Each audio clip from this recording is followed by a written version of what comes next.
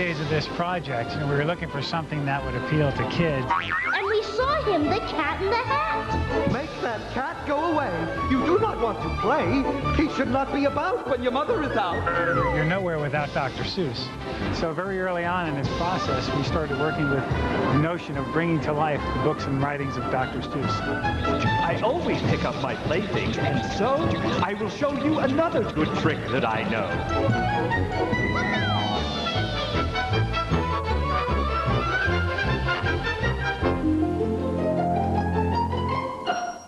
I had no idea what I was going to get into when I started opening the books, thinking, oh, this is a kid's book. Yeah, we can build this.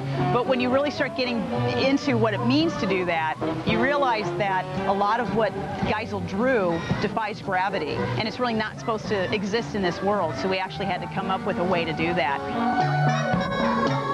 Our greatest challenge in building Seuss was really overcoming the propensity for engineers and builders to build everything at right angles and at 90 degrees. There's not a straight line in the entire 12 acres of Seuss Landing. In order to get the really curvy, wonky, Seussian facades, the building exteriors, what we had to do is use styrofoam, which is a material we see in everyday life. Most of what you see in Seuss Landing is made from styrofoam.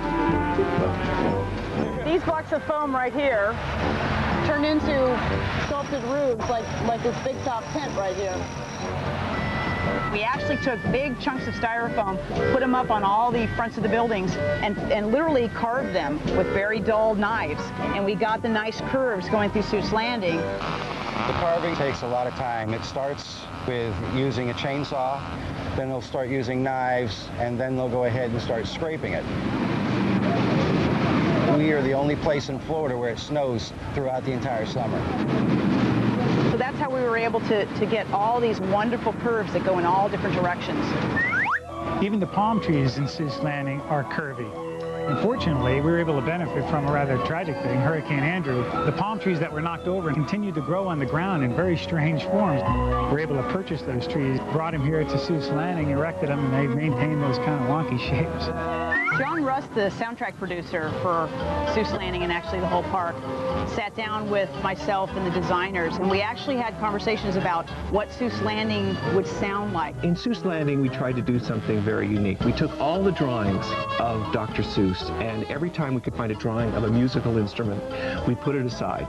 Took all these musical instruments, they were all these mutated horns, and we said, what if we made these instruments? What if we go to garage sales, cut up old trombones, solder them onto end of oboes, and just create this entire palette of Seussian instruments?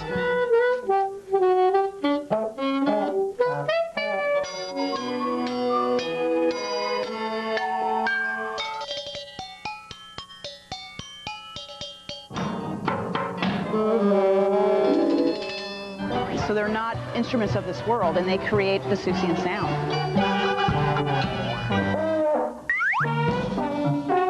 When we went about designing Seuss Landing, we were thinking of the children. So a lot of things that you see throughout Seuss Landing are built purposely at a lower level. You have little fences, and you have little steps, and you have little signs that are lower down. When a child walks into Seuss Landing, they're really going to feel like this is their land.